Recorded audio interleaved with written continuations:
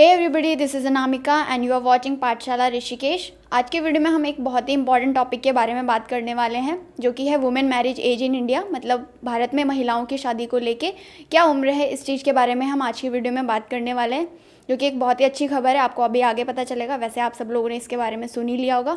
तो हम इसी की एक ब्रीफ हिस्ट्री और इसका प्रेजेंट क्या सिनेरियो है, इस चीज़ के बारे में हम बात करेंगे आज की वीडियो में।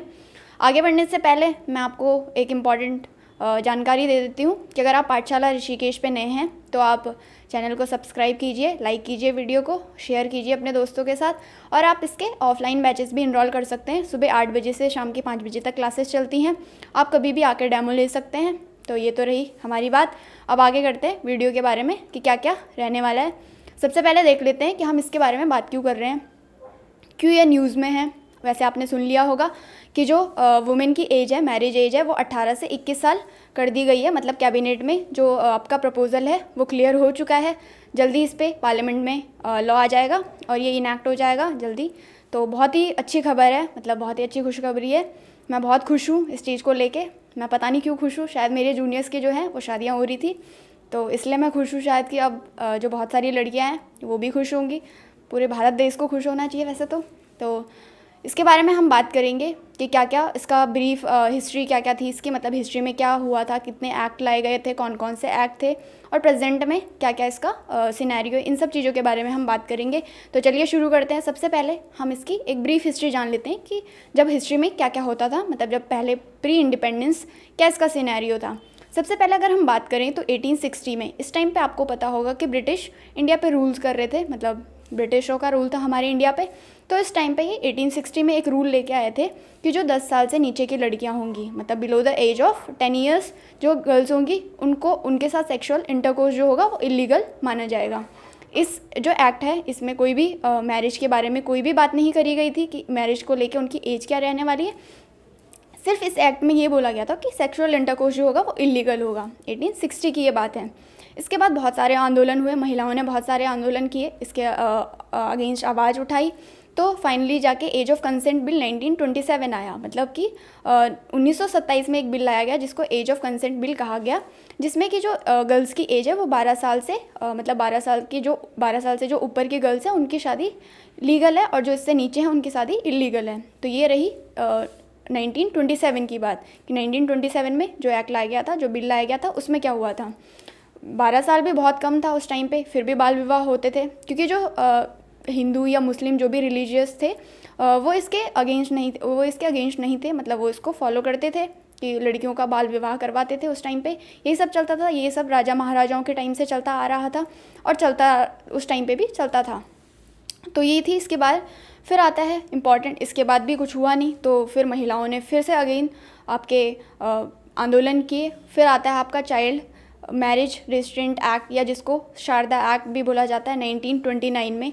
बहुत ही इंपॉर्टेंट है ये, एग्ज़ाम पॉइंट ऑफ व्यू से भी इससे क्वेश्चन बनते हैं, तो आप इसके बारे में देख लेंगे। मतलब मैं बताती हूँ आपको, आप नोट करते जाइए इसके बारे में क्या क्या है। मेनली ये है कि ये कब आया गया था, 1929 में, और इसको पॉपुलरली शारदा एक्ट बोला जाता है, बट इसका जो ऑफिशियल नाम है वो है the child marriage restaurant act. इस एक्ट में क्या बोला गया था, इस एक्ट में बोला गया था कि जो लड़कियां हैं उनकी शादी 14 साल के बाद लीगल है और 14 साल से नीचे इलीगल है। और जो बॉयज़ की है इसी तरीके से दोनों के लिए रूल लाया गया था, गर्ल्स के लिए 14 साल और बॉयज़ के लिए 18 साल।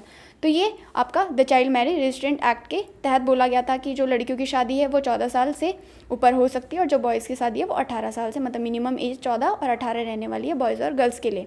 तो ये था आपका शारदा एक्ट। तो रूल लाया गया, तो सबसे बड़ा क्वेश्चन आता है कि वॉज इट सक्सेसफुल। मतलब रूल तो बना दिया गया, तो लोगों ने इसको इम्प्लीमेंट भी करा। तो आंसर है अ बिग नो। मतलब कोई भी इसको इम्प्लीमेंट नहीं करा गया, लोगों ने इसको नहीं माना, इसीलिए इसको डेड लेटर भी कहा जाता है, क्योंकि ये इम्प्लीमेंट नहीं हुआ अच्छे से। इसके जो इम्प्लीमेंटेशन का कारण है कि क्यों इम्प्लीमेंट नहीं हुआ ये, तो जवाहरलाल नेहरू जी ने अपनी बायोग्राफी में लिखा है कि इसलिए इम्प्लीमेंट नहीं हुआ है क्योंकि ब्रिटिशर्स ने इसके अगेंस्ट कोई मतलब अवेयरनेस नहीं फैलाई, लोगों को नहीं बताया इस एक्ट के बारे में। तो इसके लिए ये आपका डेड रहा, मतलब कोई भी सक्सेसफुल ये नहीं रहा।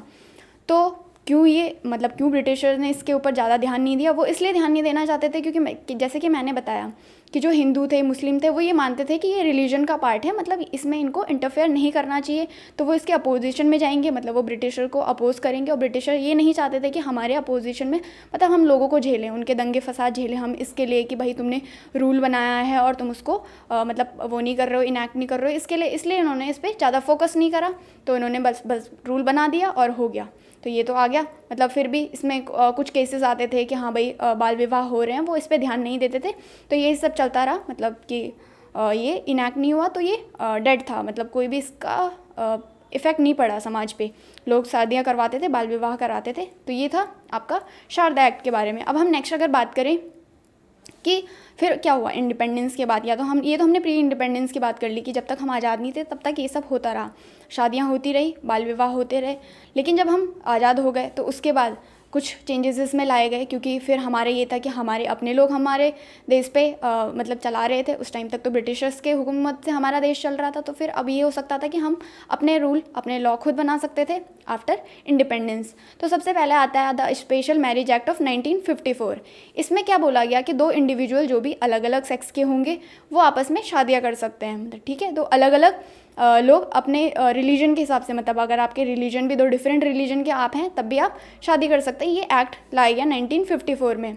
फिर 1978 में बहुत ही इंपॉर्टेंट आपका अमेंडमेंट हुआ, जिसे शारदा एक्ट अमेंडमेंट बोला जाता है। 1978 में इसमें क्या करा गया, पहले हमने पढ़ा था कि जो गर्ल्स की एज थी वो 14 थी और जो बॉयज़ की थी वो 18 थी। अब इसको 1978 में अमेंड कर दिया गया, जो वुमेन की एज होगी वो 18 होगी और जो मैन की होगी वो 21 होगी। तो ये 1978 में अमेंड कर दिया गया, जो कि अभी तक चलता आ रहा था।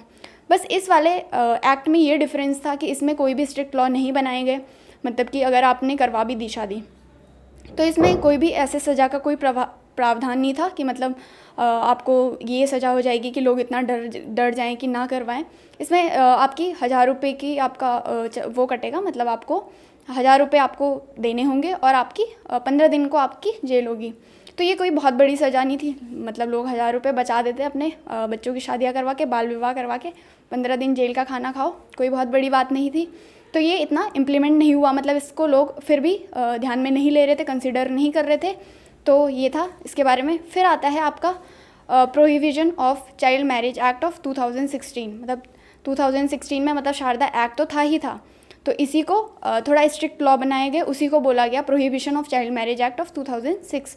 तो इसमें क्या हुआ कि एज तो वही थी अगेन 18 से 21 साल, मतलब मिनिमम एज जो गर्ल्स की होगी वो 18 होगी और जो बॉयज़ की होगी वो 21 होगी शादी के लिए।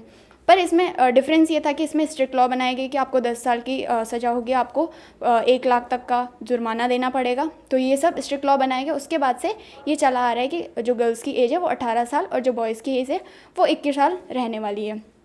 सिर्फ इन दोनों में डिफरेंस यह था कि इसमें स्ट्रिक्ट लॉ बना दिए गए तो लोग इसको फॉलो करने लग जाते हैं। और अब धीरे धीरे ये भी होने लग गया कि लोग एजुकेटेड हो गए हैं, तो लोगों को पता है कि भाई हाँ क्या करना है, गर्ल्स भी इंडिपेंडेंट हो रही हैं तो उन्हें भी पता है कि हमें क्या करना है लाइफ में।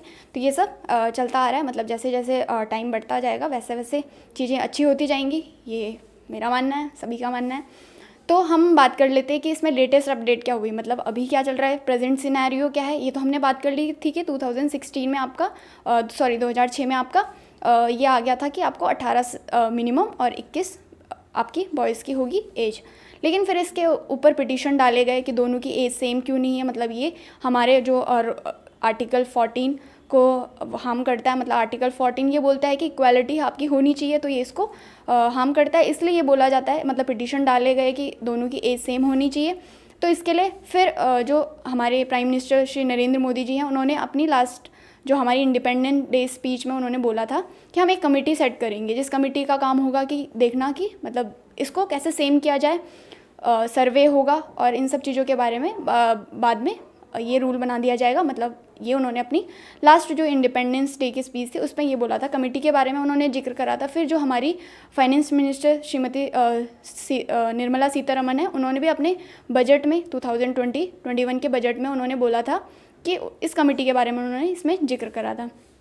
तो फाइनली एक कमेटी बनाई गई जिसको एक हाई लेवल कमेटी बोला गया, जो कि जया जेटली फॉर्मर समता पार्टी की प्रेसिडेंट है। एक टास्क फोर्स बनाई गई 10 मेंबर्स की, और वी के पॉल जो कि एक नीति आयोग के सदस्य हैं, वो भी इस कमेटी के वो थे, मतलब मेंबर थे। और कुछ और लोग थे इसमें, जैसे कि मिनिस्ट्री ऑफ हेल्थ से कुछ लोगों को डाला गया, वुमेन एंड चाइल्ड डेवलपमेंट से कुछ मेंबर्स को डाला गया, लॉ एंड एजुकेशन या इंडिपेंडेंस कुछ मेंबर्स थे जो कि इस कमेटी पे काम करने वाले थे, जो इस सर्वे में पार्टिसिपेट करने वाले थे। तो ये सब हुआ पूरा लास्ट डे इंडिपेंडेंस से लेके आज तक 2021 तक, जैसे कि ये रूल प्रपोजल पास हो चुका है। तो यहाँ तक का ये सिनेरियो था कि कैसे कैसे फिर इस पे सर्वे हुआ और फाइनली जाके एज जो है 21 कर दी गई है, मतलब 18 से 21 साल जो है गर्ल्स की एज, बॉयज़ की 21 ही रहने वाली है, लेकिन जो गर्ल्स की है वो 18 से 21 साल कर दी गई है। तो बहुत ही खुशी की बात है, आप सब लोग खुश होंगे इस चीज़ को लेके। तो यही था आज की वीडियो में। इसी तरीके की इम्पॉर्टेंट जानकारी के लिए जुड़े रहिए पाठशाला ऋषिकेश के साथ। आप हमें इन सोशल मीडिया हैंडल पे फॉलो कर सकते हैं। तो thank you so much, have a nice day, bye bye, take care.